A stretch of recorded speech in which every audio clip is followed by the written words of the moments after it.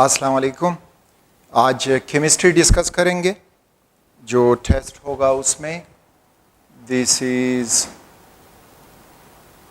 Chemistry second year.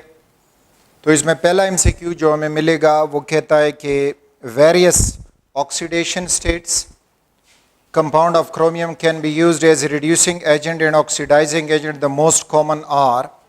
तो ये याद रखें, this is question 1। Stable oxidation state chromium का +3 है, तो वो +2 में भी आ सकता है और जाके +6 तक भी पहुंचता है।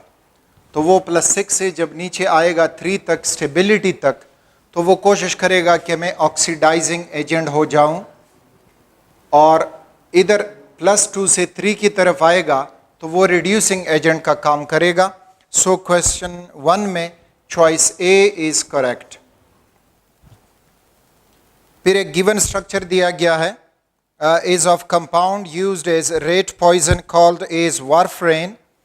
The functional group containing oxygen present in this compound are. तो इसमें ऑक्सीजन कंटेनिंग फंक्शनल ग्रुप अगर आपको दिखाई दे रहे हैं, सो देयर इज कीटोन इसमें आपको दिखाई दे रहा होगा, बिल्कुल राइट की तरफ कीटोन है। फिर उसमें आपको अल्कोहल OH दिखाई दे रहा है, और साथ में ऊपर के रिंग जो बेंजीन रिंग के साथ जुड़ा हुआ है दैट इज इन एस्टर। तो चॉइस डी, सेकंड में choice D is correct choice. Third one में कहते हैं कि paramagnetic nature of substance depend upon. तो जिसमें अनपेयर्ड इलेक्ट्रॉन होंगे वो पैरामैग्नेटिक इन नेचर होगा। तो number of unpaired electron, that is choice C. Fourth one,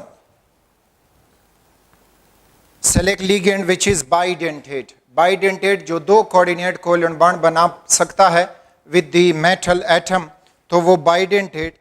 तो इसमें अगर आप ऑक्जेलेट देखेंगे, oxalate, this is oxalic acid, carbon double bond O, single bond O negative, single bond carbon double bond O, single bond O negative.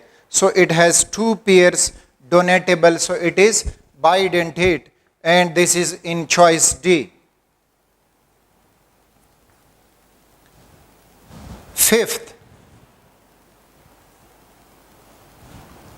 Fifth में when solid potassium chromate is dissolved in water, it forms dash color of the solution, so that is choice A, yellow.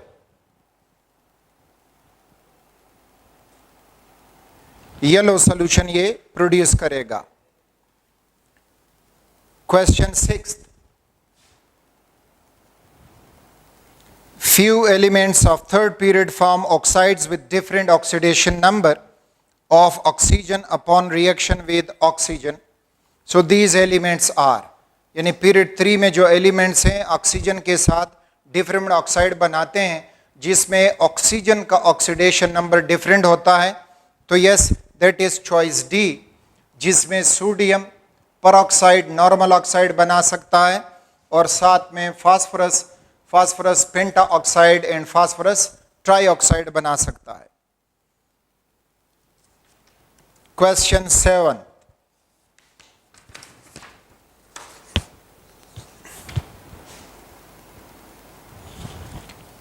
which one is correct trend of ionization energy and atomic size from top to bottom in group first A? तो down the group atomic size increases, ionization energy decreases. तो ये देखते हैं, तो ये trend कंबाइनेशन हमें मिलेगा choice C में। ionization energy decreases and जो atomic radius है that increases. Question 8, choose the correct trend of various oxidation states of 4th A elements. तो 4th A elements दिए गए हैं टॉप के रो में, और फिर उनमें उनके ऑक्सीडेशन स्टेट हमें दिए गए हैं। तो इसमें कार्बन जो है वो +4, -4 और साथ में -2 ऑक्सीडेशन स्टेट शो कर सकता है। बाकी मेंबर डाउन द ग्रुप आके +4 ऑक्सीडेशन स्टेट शो करते हैं, लेकिन आखिर में आपको टिन और लिड मिलेगा जिसमें +2 ऑक्सीडेशन शो हो सकता है. So the choice is C. Question 9. Which order of chlorides of carbon, silicon and lead for reactivity with water is correct? तो remember, उसमें कार्बन टेट्राक्लोराइड पानी में डालोगे तो you will get no reaction, यानी very very less reactive. फिर उसके बाद टिन क्लोराइड, सिलिकॉन टेट्राक्लोराइड, इसका पानी के साथ बहुत ही वायलेंट विगोरस रिएक्शन होता है. और फिर जो लिड है, लिड टेट्राक्लोराइड, वो ना के पानी से बल्कि रूम टेम्परेचर के ऊपर भी टूट जाता है. तो मीन्स के लेस रिएक्टिव है carbon tetrachloride than silicon tetrachloride, and silicon tetrachloride is less reactive than lead tetrachloride. तो ये चॉइस हमें मिलेगा ऑर्डर चॉइस सी में. So C is the correct choice for question 9.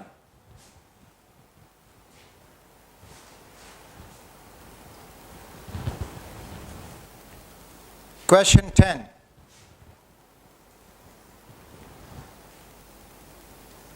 अच्छा, amylocane is used as a local anesthetic prepared from compound X. Apart from benzene ring, what other functional groups are present in it? तो ये माइलोपेक्टिन का structure दिया गया है जिससे वो x compound produce होता है. उस एक्स कंपाउंड में अब हमसे मांगा जा रहा है कि कौन कौन से फंक्शनल ग्रुप इसमें मौजूद हैं. तो अगर आप लेफ्ट से देखते जाएं तो यहाँ पे आपको एक एस्टर फंक्शनल ग्रुप मिलेगा, और फिर इधर आओगे तो आपको NH2 अमीन ग्रुप इसमें मिलेगा. So amine and ester only, choice C. Question 11. Fe3O4 is an ore of iron. It is known as magnetite. Choice B. Question 12. What functional group is more repeating in the given structure of a compound? Okay, compound का structure दिया गया है और उसमें कह रहे हैं कि कौन कौन से functional group इसमें ज़्यादा repeat हो रहे हैं. तो इसमें अगर मैं देखता जाऊं और आप देख रहे हैं फिगर को, तो उसमें आपको ईथर का फंक्शनल ग्रुप काफ़ी रिपीट होता हुआ मिलेगा. So that is choice C में दिया गया है, that is C. Question 13. Which reaction involving calcium and its compound produce two gaseous products? तो इसमें एक रिएक्शन में कि heating solid anhydrous calcium nitrate. तो कैल्शियम नाइट्रेट को जब हम हीट करते हैं तो इससे कैल्शियम ऑक्साइड, नाइट्रोजन डाइऑक्साइड ये निकलते हैं. जबकि दूसरा दिया है कि heating solid anhydrous calcium carbonate, calcium carbonate को जब हम हीट करते हैं तो calcium oxide and carbon dioxide, और फिर adding calcium metal to water, और जब हम कैल्शियम मेटल को पानी में डालते हैं तो वो दे जाता है कैल्शियम हाइड्रो ऑक्साइड और साथ में हाइड्रोजन गैस. तो क्वेश्चन यही था कि कौन सी रिएक्शन में टू गैसियस प्रोडक्ट प्रोड्यूस होती हैं. तो गैसियस प्रोडक्ट उसमें आपको प्रोड्यूस होंगी कि यहाँ पे N और ये O2 ऑक्सीजन भी साथ में निकल जाता है.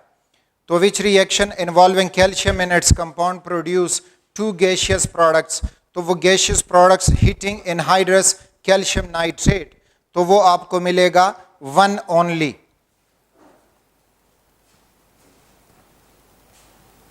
Fourteenth.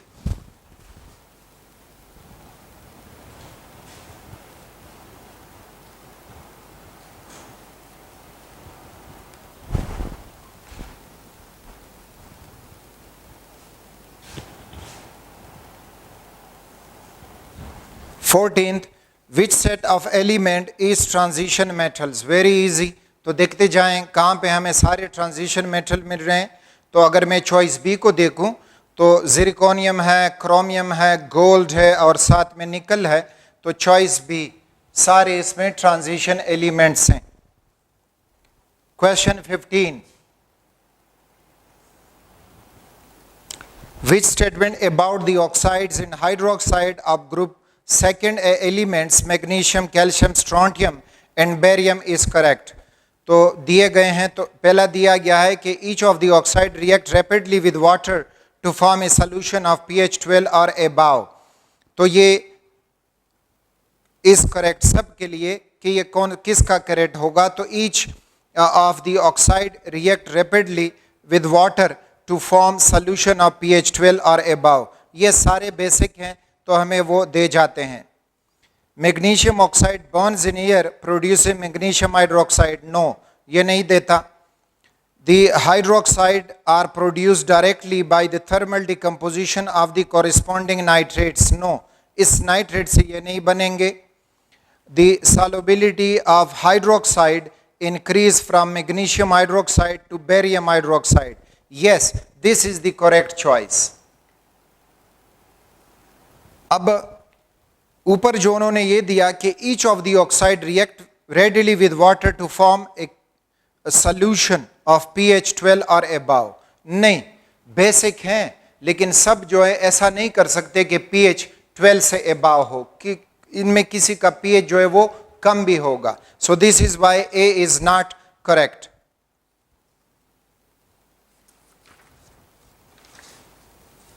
Question 16. Which row correctly compares the electrical conductivity of and first ionization energy of magnesium and aluminum? अच्छा, हायर इलेक्ट्रिकल कंडक्टिविटी, तो पहला कॉलम जो है वो हायर इलेक्ट्रिकल कंडक्टिविटी और दूसरा कॉलम है कि हायर आयोनाइजेशन एनर्जी. तो एल्यूमिनियम इज गुड कंडक्टर, इधर तो एल्यूमिनियम होना चाहिए. अब आयोनाइजेशन एनर्जी में याद रखो कि दिस इज मैग्नीशियम और उसके बाद फिर एल्यूमिनियम आता है पीरियड में. तो यूं तो ionisation energy increases from left to right, लेकिन यहाँ पे मैग्नीशियम की आयोनाइजेशन एनर्जी ज़्यादा है और एल्यूमिनियम की कम हो जाती है. ठीक, that is an abnormal trend in this period. आगे भी एक और ट्रेंड है जो एबनॉर्मल है लेकिन ये यहाँ पे होगा. सो आयोनाइजेशन एनर्जी मैग्नीशियम की ज़्यादा होगी क्योंकि मैग्नीशियम में हम इलेक्ट्रॉन निकालते हैं एस सब शेल से और यहाँ पे इलेक्ट्रॉन निकलता है पी सब शेल से. तो P is away from the nucleus, that is less attracted, so we will need less energy to remove that electron. Question 17. Third transition series belong to which period of the periodic table? अच्छा, third transition series. Remember, first transition series fourth period में शुरू होता है. Second transition series fifth period में शुरू हो जाता है और वो कहते हैं कि third transition series, तो third transition series sixth period में शुरू हो जाता है.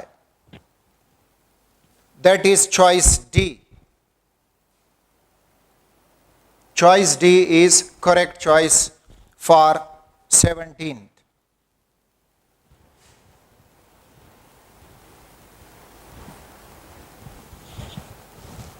Question 18. The properties of chlorine, bromine and their compounds are compared with properties in smaller property is which property is smaller for chlorine than for bromine? यानी कौन सी property chlorine के लिए कम होगी, ब्रोमीन के लिए ज़्यादा होगी? तो first of all bond strength of the hydrogen halides. Bond strength में ये है कि HCl का बॉन्ड स्ट्रॉन्गर है देन HBr, ये तो नहीं हुआ. दूसरा फर्स्ट आयोनाइजेशन एनर्जी, तो क्लोरीन की आयोनाइजेशन एनर्जी ज़्यादा है ब्रोमीन से क्योंकि down the group ionisation energy decreases. Solubility of their silver halide in ammonium hydroxide, नहीं, जो क्लोरीन है उसका जो सॉल्युबिलिटी है अमोनियम हाइड्रोक्साइड में ज़्यादा है than bromine. Choice D, strength of van der Waals forces between molecules of chlorine of the element. तो डाउन द ग्रुप जो है साइज बढ़ता है, और बढ़ते साइज की वजह से क्लोरीन रूम टेम्परेचर के ऊपर गैशियस फॉर्म में एग्जिस्ट करता है, जबकि ब्रोमीन लिक्विड फॉर्म में एग्जिस्ट करता है. सो इट मीन्स के ब्रोमीन में जो लंडन डिस्पर्शन फोर्सेज हैं दे आर स्ट्रॉन्गर, और क्लोरीन में वो वीक हैं. तो इस वजह से चॉइस डी में हमें वो प्रॉपर्टी मिल रही है जो क्लोरीन के लिए स्मॉलर है than bromine. Question 19. In which pair is the radius of the second atom greater than that of the first atom? तो first option sodium and magnesium. Yes, sodium period के left में है, magnesium period के right पे है. तो period पे जब हम जाते हैं तो रेडियस डिक्रीज होता है. तो कहते हैं कि radius of the second element is greater than the first element.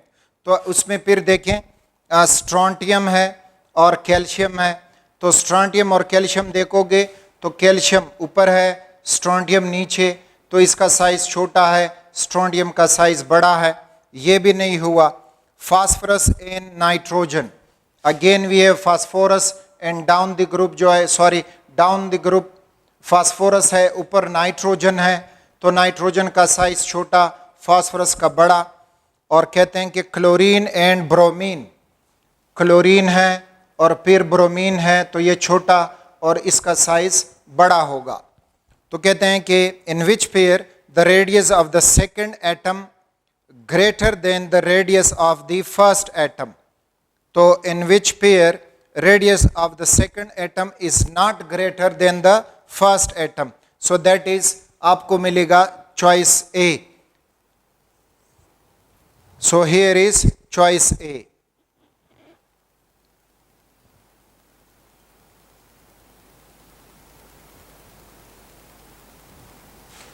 Question 20.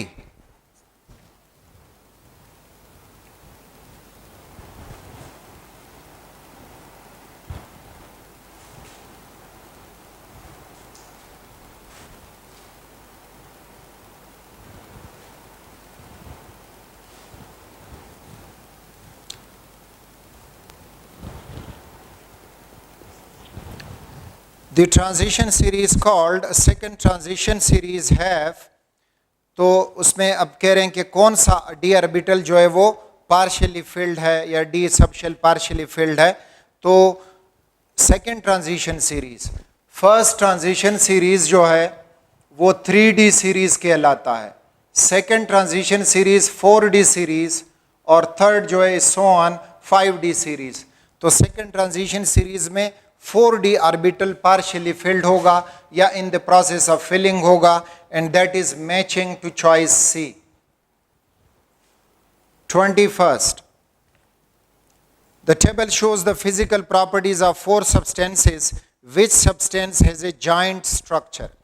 अच्छा, तो प्रॉपर्टी जस्ट दिए हैं, कोई उसमें क्लू मौजूद नहीं है. इन्हीं प्रॉपर्टी से हम क्लू निकालेंगे कि इसमें से कौन सा हमारा चॉइस होगा.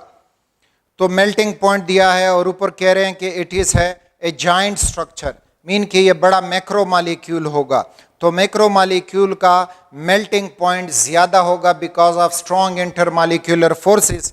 तो अगर मेल्टिंग पॉइंट पे आएंगे तो सी और डी उसमें मेल्टिंग पॉइंट ज़्यादा हैं. फिर बॉइलिंग पॉइंट, तो बॉइलिंग पॉइंट भी ज़्यादा होगा उस मैक्रो मॉलिक्यूल का, तो वो भी हमें सी और डी में मिल रहा है. फिर आगे electrical conductivity of the solid, तो सॉलिड में जो है वो सब की इलेक्ट्रिकल कंडक्टिविटी पुअर है. तो मीन्स कि ये आयोनिक भी हो सकता है या ग्रेफाइट जैसे कोवेलेंट भी हो सकता है. फिर इलेक्ट्रिकल कंडक्टिविटी ऑफ लिक्विड, तो लिक्विड में पहले दोनों की पुअर है और फिर आखिर वाला जो है उसमें सी वो गुड है, और जो इस तरह आयोनिक कंपाउंड की गुड प्रॉपर्टी होती है. और फिर कहते हैं कि electrical conductivity of aqueous solution, तो ऊपर एक जो है एक्वियस सॉल्यूशन में गुड है और दूसरा जो है इनसॉल्युबल है. तो मीन्स कि डी वो मैक्रो मॉलिक्यूल है जो पानी में भी हल तक नहीं होता. So D is the correct choice.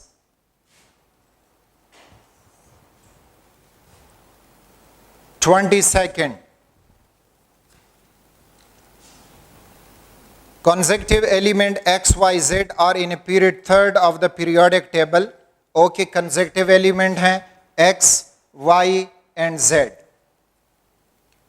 Element Y has the highest first ionization energy and the lowest melting point. जो Y एलिमेंट है उसकी ionisation energy, first ionisation energy ज़्यादा है लेकिन उसका मेल्टिंग पॉइंट कम है. What could be the X, Y and Z respectively. तो इस तरह से आपको क्या मिलेगा. तो देखें थर्ड पीरियड में सोडियम, इसका मेल्टिंग पॉइंट, बॉइलिंग पॉइंट कम, मैग्नीशियम का ज़्यादा हो जाता है, एल्यूमिनियम का फर्दर ज़्यादा हो जाता है. ये मेल्टिंग पॉइंट, बॉइलिंग पॉइंट हो गए. साथ में आयोनाइजेशन एनर्जी, सोडियम की आयोनाइजेशन एनर्जी कम, मैग्नीशियम की आयोनाइजेशन एनर्जी ज़्यादा हो जाती है, एल्यूमिनियम की आयोनाइजेशन एनर्जी फिर कम हो जाती है. तो इनके साथ हमारे जो स्टेटमेंट दिया गया है वो मैच कर रहा है. सो चॉइस बी में हमें तीनों मिल रहे हैं, magnesium, aluminium and silicon. Choice B is correct choice for question 22. 23rd,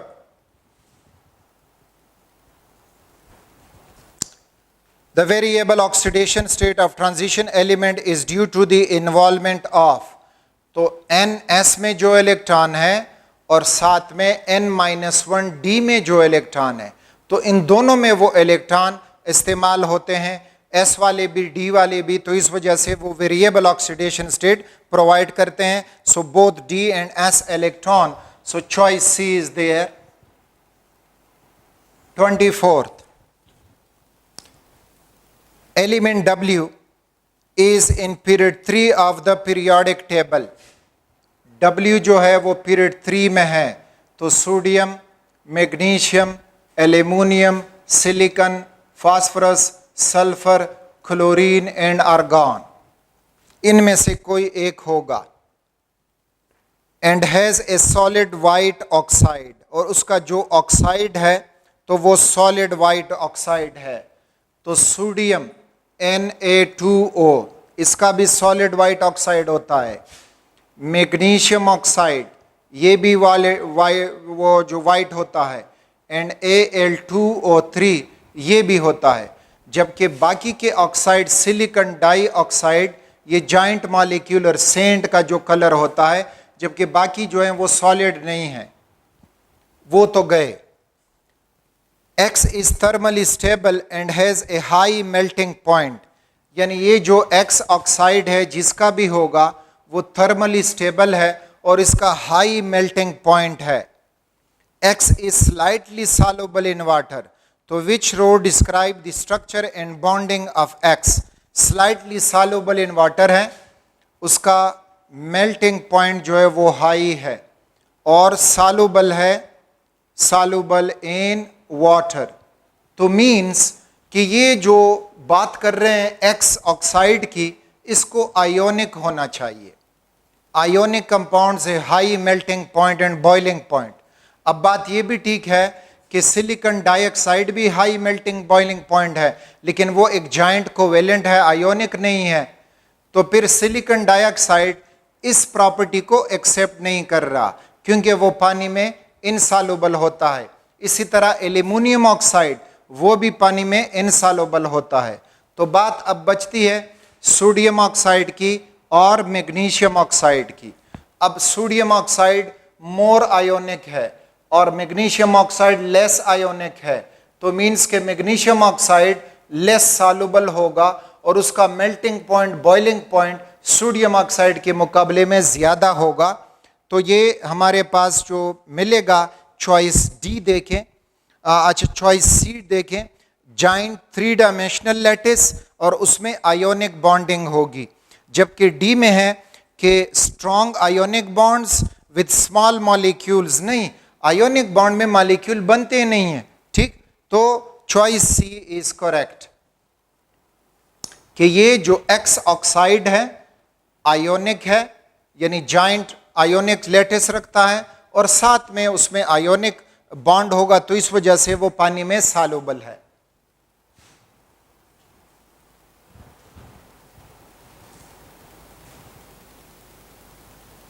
question 25. iron, cobalt, nickel show +2 more stable oxidation state because. तो इसलिए रिमेंबर, जो ट्रांजिशन सीरीज है स्कैंडियम से मैंगनीज तक और फिर मैंगनीज से कॉपर तक, इस साइड पे +3 स्टेबल ऑक्सीडेशन स्टेट है, जबकि मैंगनीज से लेकर आखिर कॉपर तक +2 एक स्टेबल ऑक्सीडेशन स्टेट बन जाता है। तो वो इसलिए बन जाता है कि डी ऑर्बिटल फिल होना शुरू होता है और वो डी इलेक्ट्रॉन बॉन्डिंग में हिस्सा नहीं लेना चाहते आसानी से, और वो एस जो पीछे से एस वाला है ये हो जाएगा 3D और ये 4s। तो 4s के इलेक्ट्रॉन ये बॉन्डिंग में इस्तेमाल करना शुरू कर जाते हैं, तो 4s में 2 ही इलेक्ट्रॉन होते हैं, तो वो जो है +2 ऑक्सीडेशन स्टेट शो करेंगे। तो अब देखते हैं कि स्टेटमेंट, तो चॉइस बी देखोगे तो increasing nuclear charge pulls D electron from bonding, यानी डी इलेक्ट्रॉनों को वो खींचता है, बॉन्ड बनाने नहीं देता। So choice B is correct. 26th,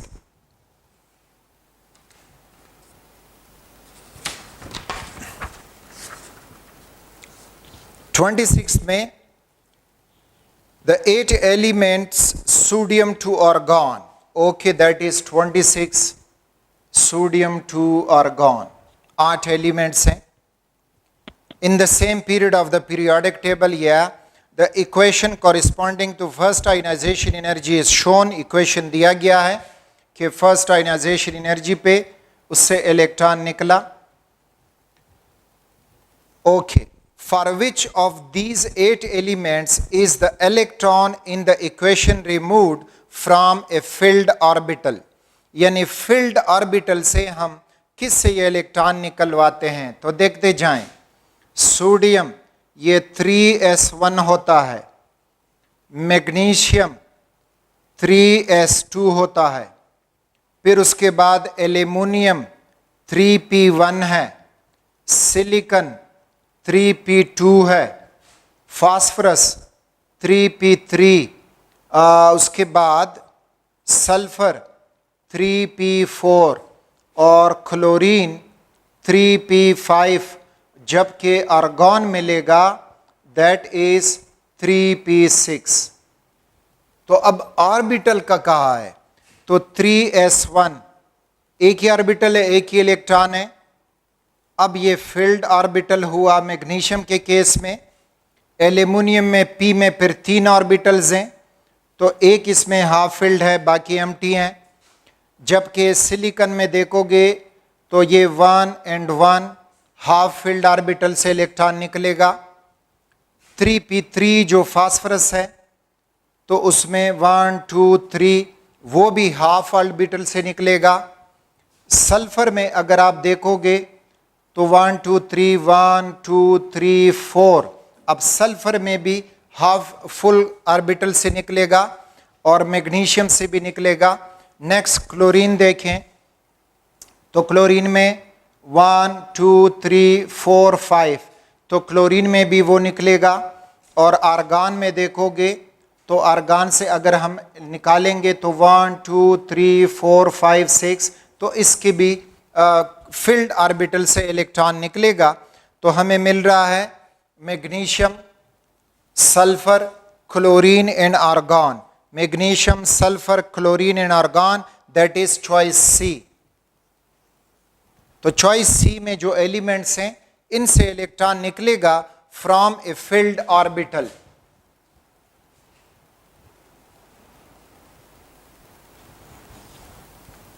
question 27,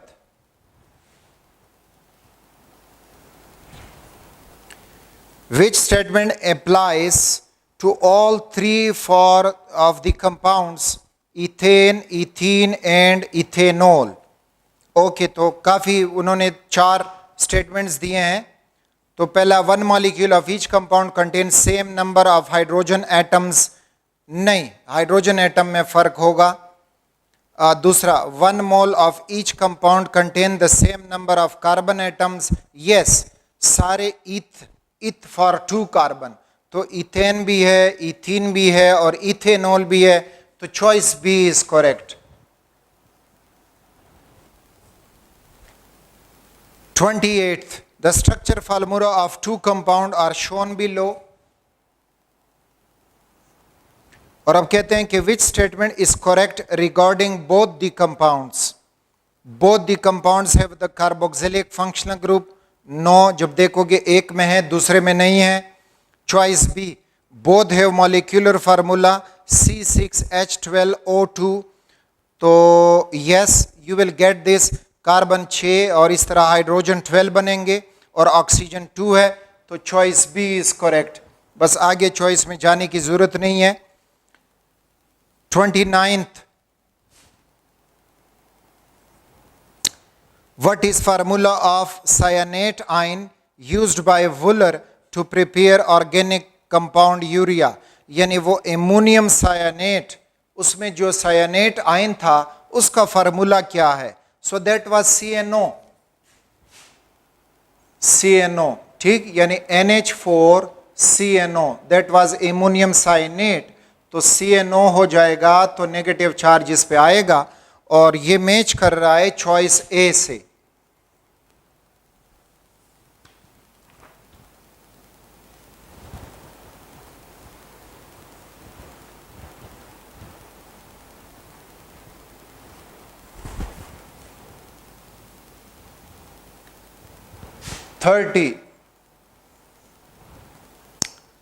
Three substances have the physical properties shown in the table. Okay, melting point दिया गया है, boiling point, conductivity solid form में, conductivity liquid form में और conductivity aqueous form में.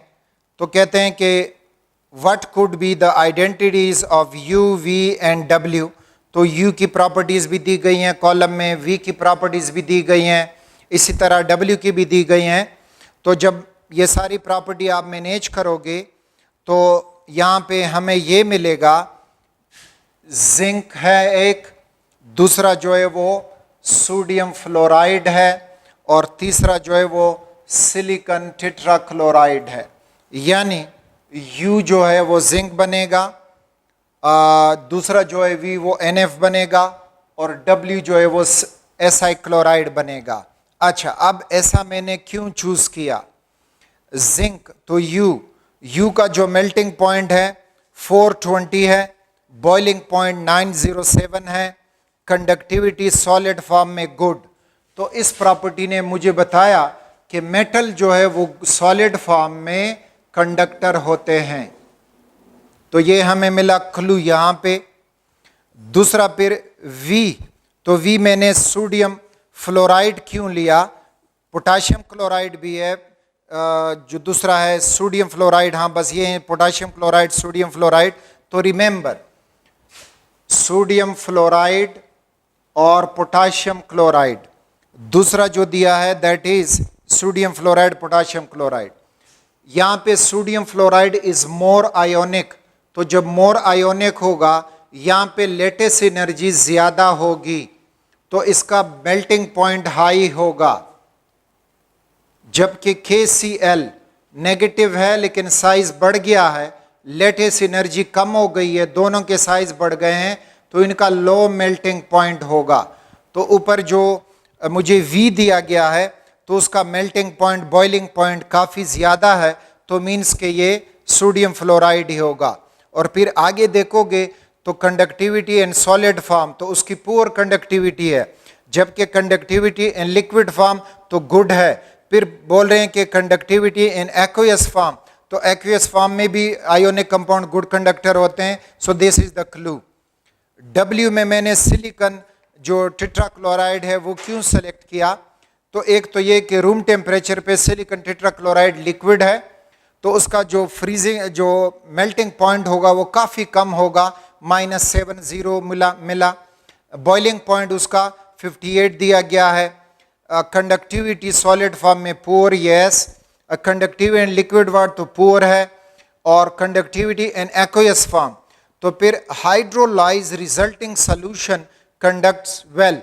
तो जब हम सिलिकॉन टेट्राक्लोराइड को पानी में डालते हैं तो वो हाइड्रोलाइज होकर सिलिकॉन डाइऑक्साइड बनाता है और साथ में HCl एक्वियस बनाएगा.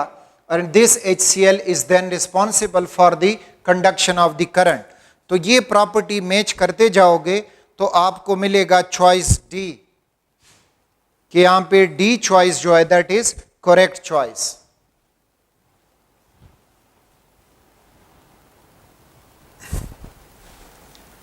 Question 31,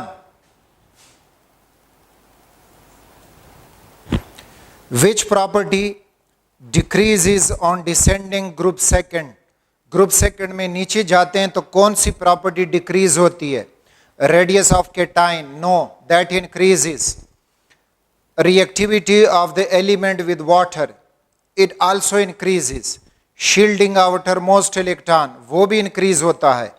the last one, the ease of thermal decomposition of the carbonate, यानी कार्बोनेट आयन नीचे जब हम जाते हैं तो वो डिक्रीज होती है, हम उनको इजीली वो कर सकते हैं, तोड़ सकते हैं। The ease of thermal decomposition of magnesium carbonate ions, so that is radius of cation, reactivity of element with water increases, radius of cation increases, shielding of outer electrons, तो shielding of outer electron also वो भी down the group decrease होता है, और फिर कहते हैं कि increase होता है, sorry, that increases, and the ease of thermal decomposition of carbonate ion, तो जो carbonate ion है उसका thermal decomposition तो वो भी increase होता है। तो यहाँ पे अब Question 31, which property increases on descending group 2? Radius of cation, that increases, not decreases. Reactivity with water increases. Shielding of outermost electron, तो वो भी increase है, और thermal stability of the carbonate ion, तो वो भी increase हो रही है, तो कह रहे हैं कि decreases। 31 समझ बंद का है ना। क्वेश्चन 31 में है कि which property decreases on descending group 2, तो look at this, radius of cation, तो down the group cation radius increases, atomic radius भी इंक्रीज होता है। रिएक्टिविटी विद वाटर वो भी इंक्रीज होती है। Shielding effect of outer electrons, तो वो भी इंक्रीज होता है, क्योंकि एटम बढ़ता है तो शील्डिंग इफेक्ट उसका बढ़ता जाएगा। तो फिर डी है कि none, so yes it is the correct choice D. 32,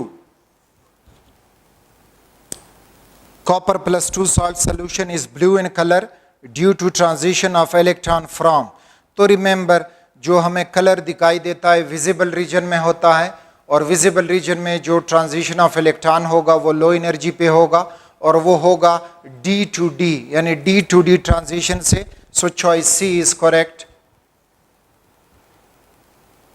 question 33,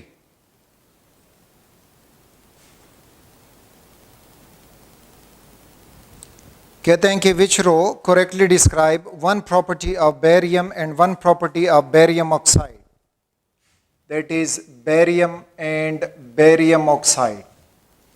तो अगर आप पहले कॉलम में देखोगे तो ऑप्शन ए में कि जब बेरियम पानी में डालेगा तो a few gas bubbles form on the metal surface, नहीं, वो तेज रिएक्शन करेगा, रैपिड रिएक्शन करेगा। तो रैपिड रिएक्शन के लिए फिर हमारे पास सी और डी चॉइसेस हैं। अच्छा, अब सी और डी में कौन सा ठीक है?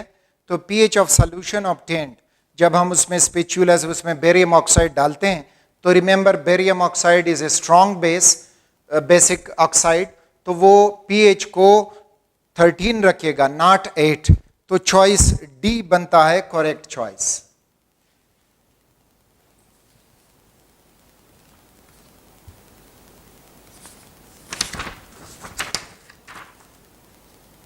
क्वेश्चन 34, एलिमेंट क्यों readily oxidize in air? ठीक, the oxide produced reacts with water to form a solution of very low pH, means के less acidic है, strong acidic है, low pH है तो strong acidic है। Where could Q be found in the periodic table? तो periodic table में, period में और ग्रुप में हम उसको कहाँ देख सकते हैं? तो रिमेंबर जब लेफ्ट से राइट की तरफ जाते हैं तो एसिडिटी इंक्रीजेस, तो मीन के ग्रुप तो इसका इन गिवन में से ज्यादा ग्रुप होना चाहिए, तो वो हमें 5 मिल रहा है ग्रुप इसका, जो 1, 4, 4 एंड 5 है। अब पीरियड जो है ये थर्ड पीरियड में ही होगा, तो ये आपको थर्ड पीरियड मिलेगा। So the correct choice is matching with D, यानी ये एलिमेंट थर्ड पीरियड का है और इसका ऑक्साइड जब हम पानी में डालते हैं तो वेरी लो पीएच दे जाता है। The oxide produce react with water, लेकिन वो देखें ऑक्सीडाइज इन एयर। अब अगर दे जाते तो ये क्लोरीन नहीं है, क्लोरीन 7th में है, ठीक, वो 7th ग्रुप में है, तो वो उधर नहीं होगा।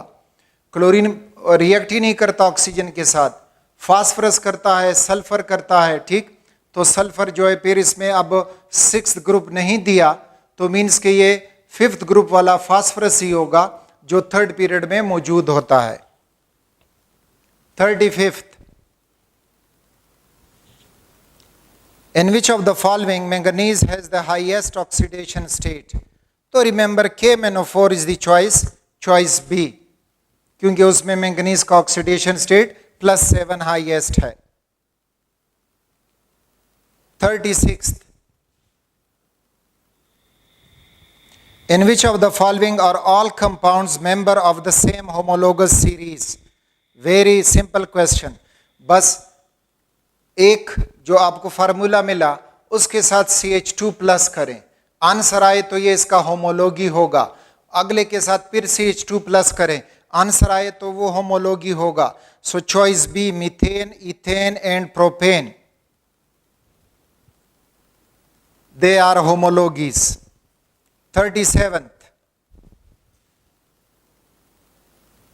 37 में X एंड Y और oxide of different period 3 elements X है और Y है।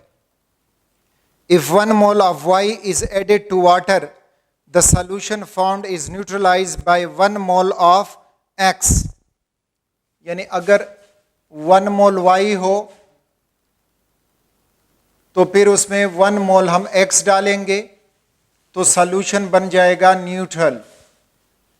तो मीन्स कि एक एसिडिक ऑक्साइड होगा, दूसरा बेसिक ऑक्साइड होगा, और वो रेशियो आपस में 1:1 रखेंगे। तो इस तरह ये कैलकुलेट करते जाओगे, so you will gate choice D, जिसमें सोडियम ऑक्साइड और सल्फर डाइऑक्साइड मौजूद हैं। Na2O पानी में रिएक्ट हुआ तो ये बना सोडियम हाइड्रो ऑक्साइड, और फिर जब उसके साथ सल्फर ट्राइऑक्साइड है वो पानी में ऐड होगा तो यू विल गेट H2SO4। ये दोनों स्ट्रॉन्ग एसिड स्ट्रॉन्ग बेसिस हैं, तो न्यूट्रलाइज सॉल्यूशन करेंगे, तो choice is D.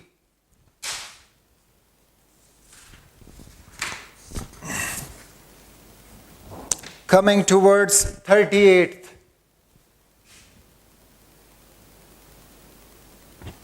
which graph correctly shows the relative melting point of elements magnesium, aluminum, silicon and phosphorus? Magnesium, aluminum, silicon and phosphorus plotted against their electronegativity, electronegativity के साथ उसका plot हुआ है। तो y axis पे melting point है,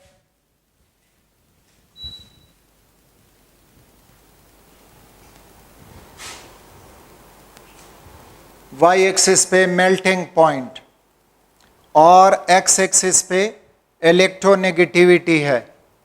तो first of all देखें, जब हम लेफ्ट से राइट की तरफ जाते हैं इलेक्ट्रोनेगेटिविटी इंक्रीजेस, तो इलेक्ट्रोनेगेटिविटी जिसकी ज़्यादा होगी वो हमें राइट पे मिलना चाहिए, यानी 0 से x साइड पे मिलना चाहिए।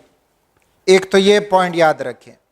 दूसरा मेल्टिंग पॉइंट, तो मेल्टिंग पॉइंट भी इस तरह से डिक्रीज होता है, ठीक।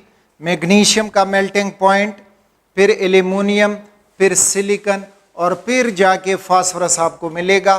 तो हमें जो इस किस्म का डायग्राम मिलेगा, दैट इज चॉइस बी में, चॉइस बी में ये आपको मिलेगा। ये मैग्नीशियम का मेल्टिंग पॉइंट दिया है, उसके बाद एल्यूमिनियम का इंक्रीज हो जाता है, फिर सिलिकॉन का मेल्टिंग पॉइंट बढ़ जाता है और फास्फोरस का मेल्टिंग पॉइंट कम हो जाता है।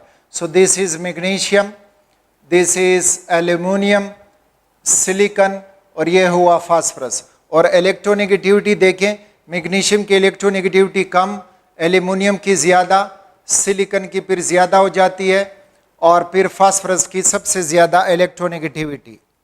सो चॉइस बी इज करेक्ट। जो बी ग्राफ दिया है वो करेक्ट ग्राफ है। 39th, a complex compound in which the oxidation number of metal is 0. तो न्यूट्रल कॉम्प्लेक्स को इसमें ढूंढना होगा। So yes, we are getting choice B. उसमें निकल और टिट्रा एक्वा H2O होल 4। तो अब लिगेंड H2O का ऑक्सीडेशन नंबर 0 है, न्यूट्रल लिगेंड है, तो निकल का भी 0 हो जाएगा। So it is a neutral complex जिसमें ऑक्सीडेशन नंबर 0 है ऑफ द ट्रांजिशन मेटल।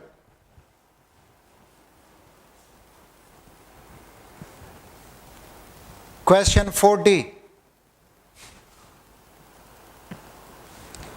कहते हैं कि one of the following alkyl halide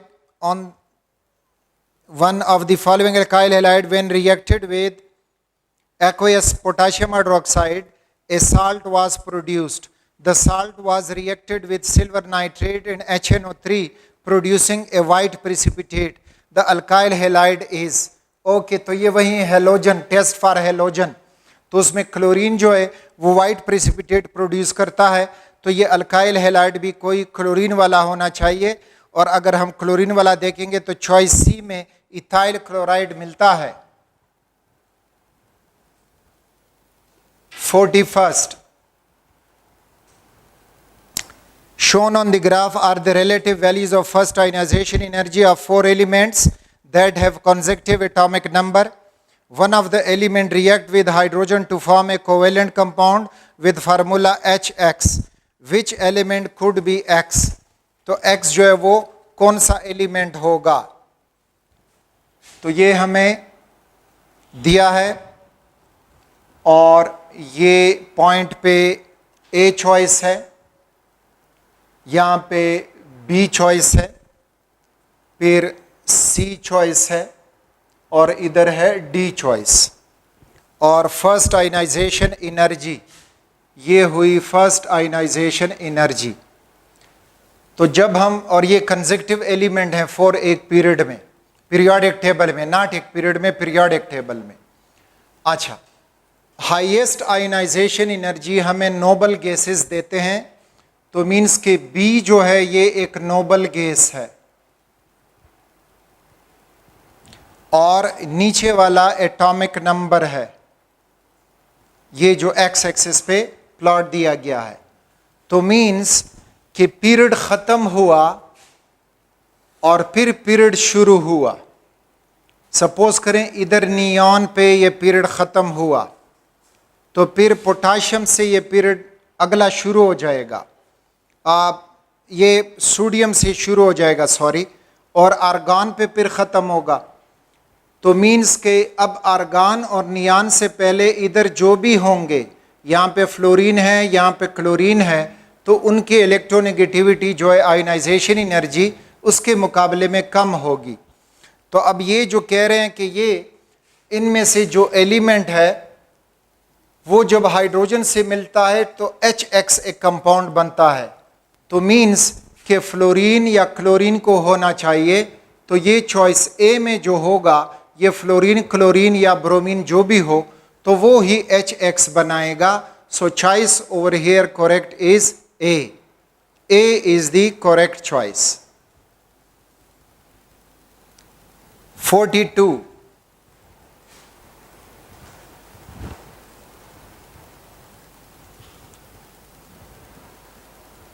42 में which two of the table give correct comparison between solubilities of calcium and barium hydroxide? Calcium है और barium hydroxide and thermal stability of calcium and barium carbonate. तो solubility hydroxide की और दूसरी दी है thermal stability calcium और barium की। तो देखिए हमने पढ़ा था कि ग्रुप 2 के hydroxide down the group their solubility increases, तो मींस कि बेरियम जो है उसके लिए हमने इंक्रीज सेलेक्ट करना है और इसके लिए लो सॉल्युबिलिटी बस सेलेक्ट करेंगे।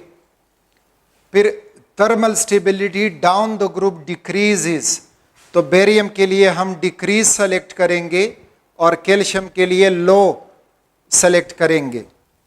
तो इस तरह से जब हम आते हैं तो हमें मिलेगा चॉइस डी में देखोगे तो कैल्शियम हाइड्रोक्साइड लोअर सॉल्युबिलिटी जबकि बेरियम हाइड्रोक्साइड हायर सॉल्युबिलिटी। दूसरे कॉलम में थर्मल स्टेबिलिटी देखोगे तो कैल्शियम कार्बोनेट लो थर्मल स्टेबिलिटी और जो बेरियम कार्बोनेट है उसके लिए high thermal stability. So choice D is correct. 43rd, transition metal can form interstitial compound. This property enables them to act as, तो ये कंपाउंड बनाते हैं और ये उनकी मदद करता है कैटालिसिस में। तो ये जो है can be used as catalyst because of this property. Choice D is correct.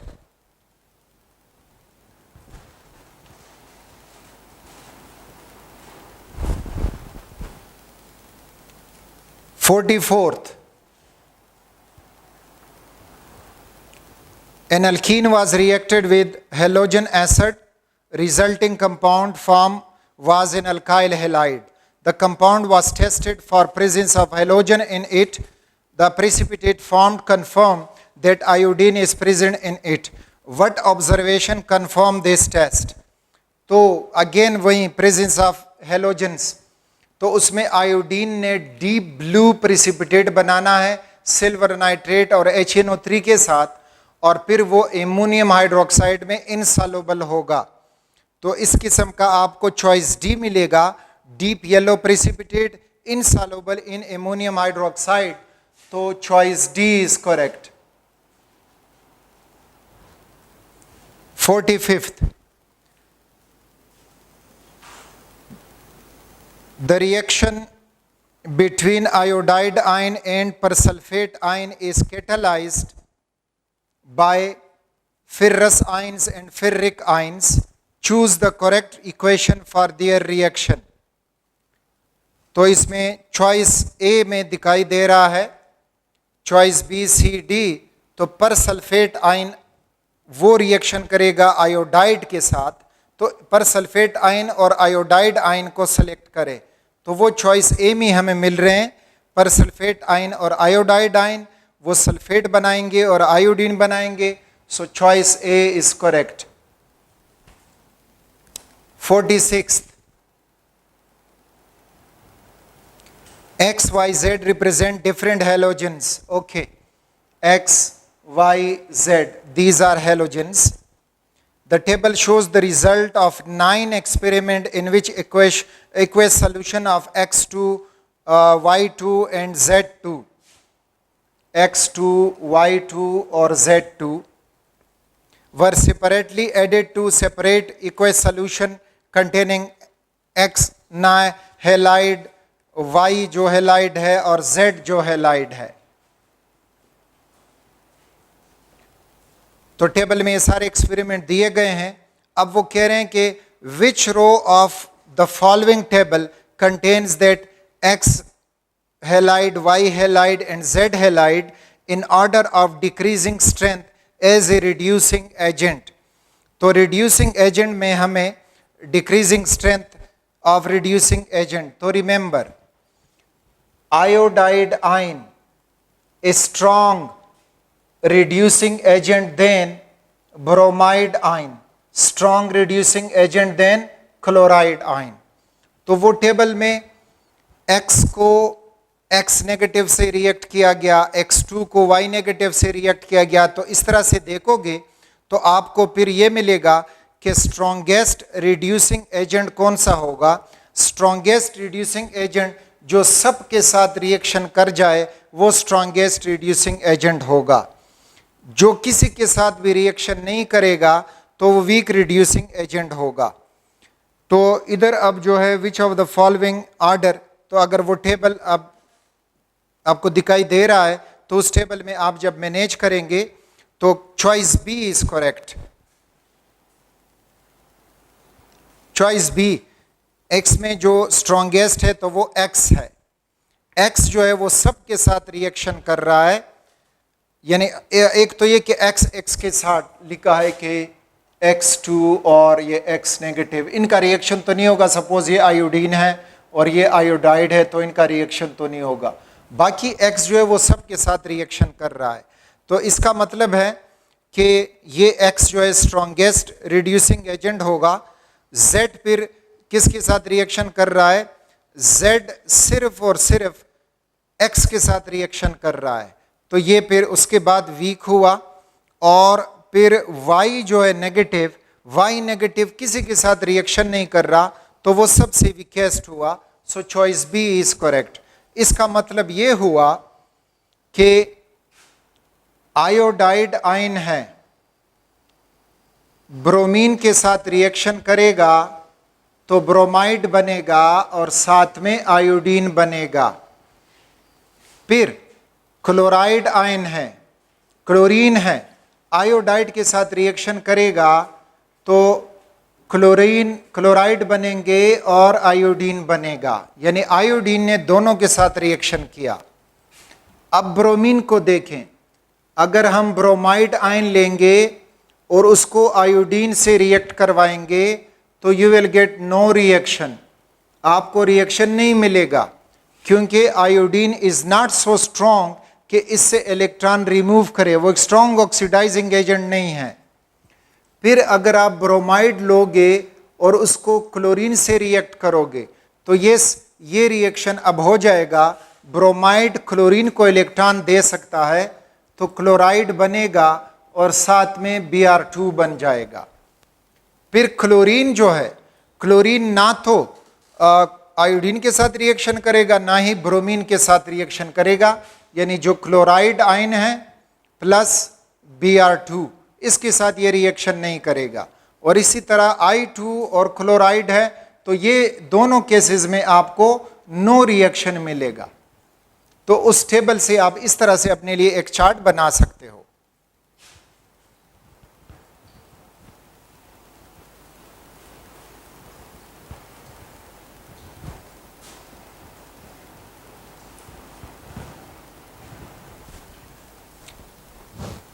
फोर्टी-7th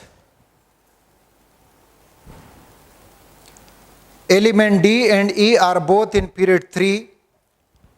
D है और E है, दोनों पीरियड 3 में मौजूद हैं। Element D has a smallest atomic radius in period 3, तो पीरियड 3 में सबसे स्मॉलेस्ट एटॉमिक रेडियस सोडियम, पहुंचोगे क्लोरीन तक तो क्लोरीन का सबसे छोटा एटॉमिक रेडियस है, तो ये हुआ element D, chlorine is D। There are only 2 elements in period 3 which have a lower melting point than element E. Element E जो है उससे 2 एलिमेंट्स का मेल्टिंग पॉइंट कम है, तो मेल्टिंग पॉइंट लिखेंगे तो सोडियम, मैग्नीशियम, एल्यूमिनियम, सिलिकॉन, फिर उसके बाद फास्फोरस, सल्फर, क्लोरीन और आर्गॉन, तो ये इनके मेल्टिंग पॉइंट का वो ऑर्डर आपको मिलेगा। तो कहते हैं कि जो एलिमेंट E है, D तो क्लोरीन हुआ, और E के बारे में वो कह रहे हैं कि E जो पीरियड 3 में है lower melting point than 2 elements, ठीक, 2 एलिमेंट से उसका मेल्टिंग पॉइंट लोअर है। तो ये देखें दिस वन, इसका मेल्टिंग पॉइंट 1 से यानी इन 2 से लोअर है, ये फास्फोरस है और ये तो क्लोरीन ये आपको मिल रहा है, इसका मेल्टिंग पॉइंट लोअर है। Element D and E react together form compound L, तो ये जो एलिमेंट डी और ई है आपस में रिएक्ट कर सकते हैं और कौन सा कंपाउंड वो बना पाएंगे। तो कंपाउंड आपको ये मिलेगा कि ये फास्फोरस है, इसका मेल्टिंग पॉइंट क्लोरीन और आर्गन से ज़्यादा है, यानी इससे सिर्फ 2 की मेल्टिंग पॉइंट लो है, तो मीन्स कि डी क्लोरीन हुआ। और जो हमारे पास दूसरा कंपाउंड वो मांग रहे हैं कि वो कौन सा होगा, तो ई जो है वो हमारे पास फास्फोरस है, और फास्फोरस और क्लोरीन आपस में रिएक्ट करके PCl3 और PCl5 बना सकते हैं। तो इन्होंने चॉइस में PCl3 दिया है, which is in choice D. 48th में एक कॉम्प्लेक्स आयन दिया है, is in ionic complex, its geometrical shape is square planar, what is the nature of hybridization in nickel in this case. अच्छा, जब coordination number 4 हो तो sp3 hybridisation होगी, coordination number 4 हो तो dsp2 हाइब्रिडाइजेशन होगी। अब हमने पहचानना होगा कि स्क्वायर प्लेनर किसका है। sp3 टेट्राहेड्रल ज्योमेट्री होती है और जो dsp2 है तो वो स्क्वायर प्लेनर ज्योमेट्री देता है। तो मीन्स कि इसमें जब स्क्वायर प्लेनर है तो dsp2 हाइब्रिडाइजेशन होगी, which is matching to choice D. 49th,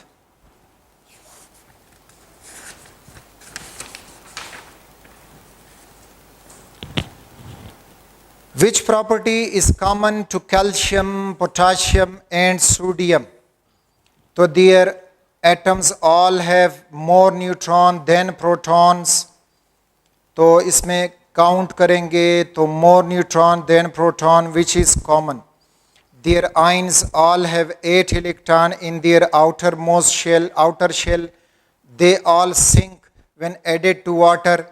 और फिर है कि they are all deposited at the positive electrode when their molten chloride is electrolyte. तो देखें हेयर कैल्शियम 40 और 20, पोटाशियम 39 और 19, और सोडियम जो है वो 23 और 11। तो पहला कि their atoms are all have more neutrons than protons, वो हमें इन 2 की किस्म में मिलेगा, लेकिन कैल्शियम में ये नहीं मिलेगा। कैल्शियम में प्रोटॉन और न्यूट्रॉन बराबर हैं, this is not common. Choice B देखें, there ions all have 8 electron in their outer shell.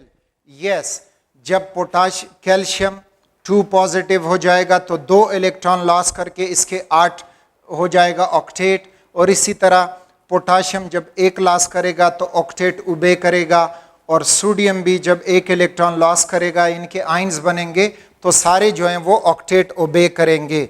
So this choice B is common to all. 50,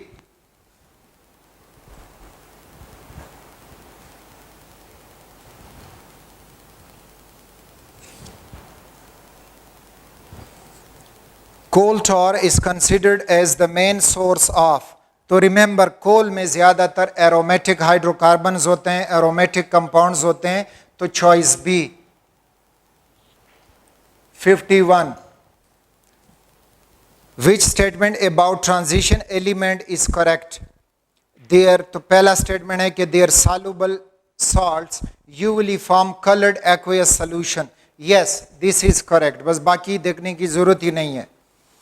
52, 3 different elements react by losing electron. The ions formed all have the electronic configuration 888. Which statement about these element is correct? तो कहते हैं कि they are in the same group। नहीं, ज़रूरी नहीं है कि group में सब इलेक्ट्रॉन लॉस करके 8 पूरे करें electron loss. They are in the same period। yes, same period में हो सकते हैं। देखें, ग्रुप में इसलिए कि लिथियम है, सोडियम है, पोटाशियम है, रुबिडियम है। लिथियम इलेक्ट्रॉन लॉस करके तो ये डुप्लेट रूल ओबे करता है, जबकि सोडियम, पोटाशियम, रुबिडियम वो ऑक्टेट रूल ओबे करते हैं। तो एक पीरियड ग्रुप में ये नहीं हो सकते, पीरियड में तो पीरियड में हो सकते हैं, सोडियम, मैग्नीशियम, एल्यूमिनियम। जब ये सारे इलेक्ट्रॉन लॉस करते हैं तो इनके ऑक्टेट कंप्लीट होता है। तो मीन के ये एक ही पीरियड में हो सकते हैं, ग्रुप में नहीं हो सकते। And they are noble gases, नहीं नोबल गैसेज तो इलेक्ट्रॉन देते नहीं हैं। दे आर ट्रांजिशन एलिमेंट्स, नहीं पीरियड 3 में ट्रांजिशन एलिमेंट्स होते नहीं हैं। Okay 53,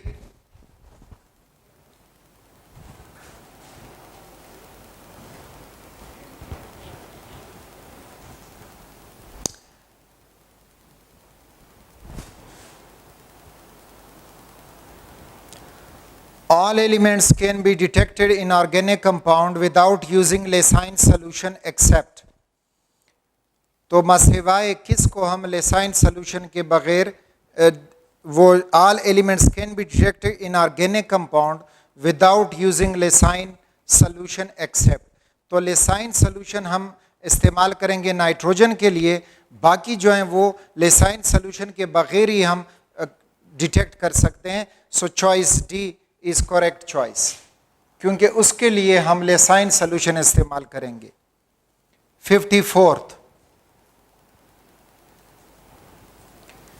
which observation confirm in the organic compound when Leysin solution is reacted with specific reagent, तो सल्फर कब हमें कंफर्म हो जाएगा? तो जब ये स्पेसिफिक रिएजेंट डालेंगे और आपको ब्लैक पीपीटी मिल जाए तो वो सल्फर होगा। सो चॉइस सी। 55th, मैंगनीज उसका इलेक्ट्रॉनिक कन्फिग्रेशन और कहता है कि +7 +6 +5 +4 +2 ऑक्सीडेशन स्टेट दे सकता है। The stable oxidation state of manganese is +2, तो कह रहे हैं कि ये उसका स्टेबल ऑक्सीडेशन स्टेट क्यों है? तो जब आप सारे देखते जाओगे तो half filled orbital, completely fill orbital ये स्टेबल होते हैं। तो जब मैंगनीज +2 ऑक्सीडेशन स्टेट देता है तो उसके डी ऑर्बिटल में 5 इलेक्ट्रॉन यानी डी हाफ फिल्ड हो जाता है। सो चॉइस डी, तब वो जाके वो स्टेबल हो जाएगा, यानी 4s0 और उसके 3d5 जब मैंगनीज हो +2 ऑक्सीडेशन स्टेट में। 56th, the table shows some of the properties of 4 elements. Which element is most likely to be a transition metal? अच्छा, प्रॉपर्टी शो कर रहा है मेल्टिंग पॉइंट। ट्रांजिशन मेटल का मेल्टिंग पॉइंट हाई होता है क्योंकि metals हैं, स्ट्रॉन्ग बॉन्ड है। तो ए और बी में हमें हाई मेल्टिंग पॉइंट दिए हैं, ए और बी में। अगली प्रॉपर्टी है डेंसिटी। तो डेंसिटी अब ए पॉइंट में 3.5 दिया है और बी में जो है 7.2 दिया है।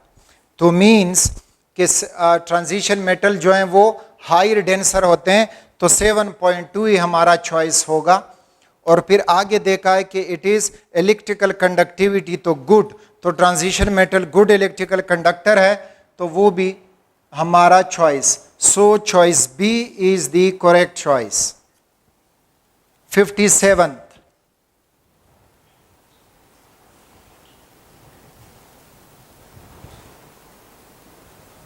57th, में 1 mole of magnesium, aluminum and sulfur are each completely burned in excess of oxygen. Which graph shows the moles of oxygen used in each case? यानी मैग्नीशियम वो भी ऑक्सीजन से रिएक्ट किया, एल्यूमिनियम को भी रिएक्ट किया, और दूसरा जो दिया है विच वन, सल्फर, उसको भी रिएक्ट किया। तो कहते हैं कि किसके साथ जो ग्राफ है तो उसमें मोल्स ऑफ ऑक्सीजन कैसे बराबर हैं। तो रिमेंबर, मैग्नीशियम ऑक्सीजन के साथ रिएक्ट करके मैग्नीशियम ऑक्साइड बनाते है, तो 2 यहाँ पे लग जाएगा, 2 यहाँ पे, तो 1 मोल ऑक्सीजन मैग्नीशियम को चाहिए। एल्यूमिनियम जब रिएक्ट करेगा तो ये Al2O3 बनेगा, 2 से मल्टीप्लाई करोगे तो यहाँ पे 3 से मल्टीप्लाई करोगे और ये 4 हो जाएगा। सल्फर इसके साथ रिएक्ट करके सल्फर डाइऑक्साइड बना देता है SO2।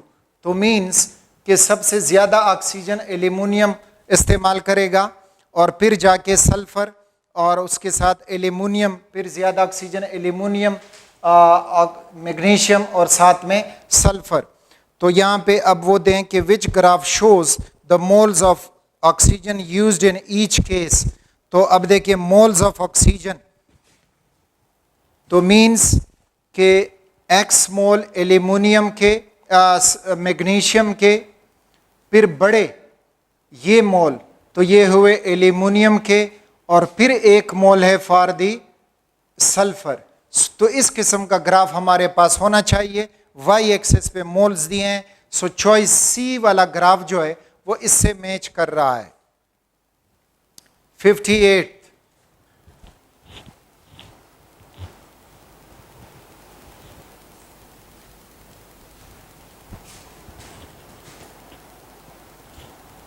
58 में cobalt is a transition element. A particle of cobalt contains 24 electrons and has a nucleon number of 60. Which statement about this particle is correct? तो कोबाल्ट 24 इलेक्ट्रॉन्स हैं उसमें, तो कोबाल्ट का ऑक्सीडेशन जो एटॉमिक नंबर 27, तो ये है 4s2, 20 हुए और 3d7, 20। अब वो कह रहा है कि इसका एक पार्टिकल में 24 इलेक्ट्रॉन है, 24 इलेक्ट्रॉन्स हैं। तो मीन्स कि ये 2 इलेक्ट्रॉन और ये इलेक्ट्रॉन लॉस हुआ है, तो इसके ऊपर +3 ऑक्सीडेशन स्टेट आएगा। तो चॉइस ए से ये मैच कर रहा है कि it is a 3+ ion. So choice A is correct. 59 A colorless compound of vanadium becomes blue, then green, and finally violet. This is done when it is reacted with. तो देखें blue में ये +5 oxidation state है, फिर जाके green में +4 हुआ, फिर +3 हुआ। तो मीन कि ये किसी से इलेक्ट्रॉन गेन कर रहा है, कोई इसको इलेक्ट्रॉन दे रहा है। तो जो दूसरों को इलेक्ट्रॉन देगा that is known as reducing agent. तो choice B is correct. 60 the modern definition of organic chemistry is based on. तो मॉडर्न डेफिनेशन ऑर्गेनिक केमिस्ट्री के वो कंपाउंड ऑर्गेनिक होगा जो कार्बन रखेगा। तो कुछ एक्सेप्शंस हैं, तो मीन्स के कंपोजिशन ऑफ ऑर्गेनिक कंपाउंड, तो choice A. Okay students, that's all for now और wishing you all the best. Thank you.